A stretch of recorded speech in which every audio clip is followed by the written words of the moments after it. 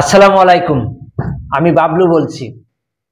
কথা বলবো আমাদের সাবেক প্রতিমন্ত্রী পলক ভাইকে নিয়ে। পলক ভাই ঝলক দেখিয়েছেন হাজিরা দিতে এসে। আপনারা জানেন যে পলক ভাই যখন হাজিরা দিতে আসে তখন কলাম কোনো না কোনো ডায়লগ দেয় আর না হলে হাসে। কিন্তু এবার হাজিরা দিতে এসে পলক ভাই অঝারে কাঁদলেন, চোখের জল ফেলালেন। কেন কাঁদলেন? এই কান্নার ভিতরে তার কি লুকিয়ে আছে? কিছু না কিছু এই কষ্টের ভিতর কষ্ট আসেছে, নাহলে পলক ভাই কখনো কান্নার লোক না। পলক ভাই এখন বুঝতেছেন যে আমি কেন অন্যায় করেছি, কেন নেট লাইন অফ করেছিলাম সেই কোটা আন্দোলনের সময়। স্বৈরাচারের কথা শুনে কেন সে নেট বন্ধ করে দিয়েছিল। পলক ভাই কালাম একসময় আওয়ামী লীগের সময় উনি কালাম মানবতার ফেরিওয়ালা ছিলেন। বিভিন্ন ভিডিও উনি কলাম দেখা যেত যে উনি মানবতার ফেরিওয়ালার কাজ করছেন, উপকারী কাজ করছেন, কিন্তু সেই মানবতার ফেরিওয়ালার অবস্থা এমন কেন?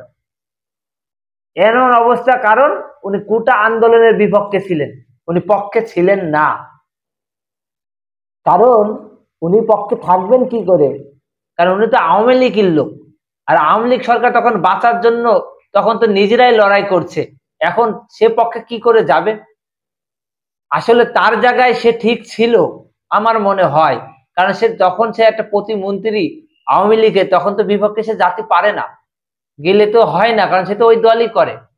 এর জন্য আজকে তার ওই দল করতে যায় তার আজকে এই অবস্থা। এখন দল করতে গেলে পলক ভাই, রাজনীতি করতে গেলে জেল হাজত নেতাদের জন্য এটা কষ্ট না, এটা আরাম। কারণ নেতা হয়েছেন, বড় মন্ত্রী হয়েছেন, আরামায়েশ করেছেন, ভোগ করেছেন, আপনাদের তো একটু কষ্ট করতে হবে। কারণ সাধারণ পাবলিক যারা ভ্যান রিক্সা চালায় তারা তো কিষেন ঘাম ঝরায় দুই মেলা পান্তা ভাত খায়, তারা তো কষ্ট করেনি, তারা জেলখানায় যায় কষ্ট করবে কেন? আপনারা প্রচুর রাজনীতি করেছেন, আপনারা প্রচুর টাকা পয়সা খেয়েছেন, এসি রুমে ঘুমাইছেন, শাসন করেছেন, বিচার করেছেন, আপনাদের জন্য জেলখানা, এটা স্বাভাবিক।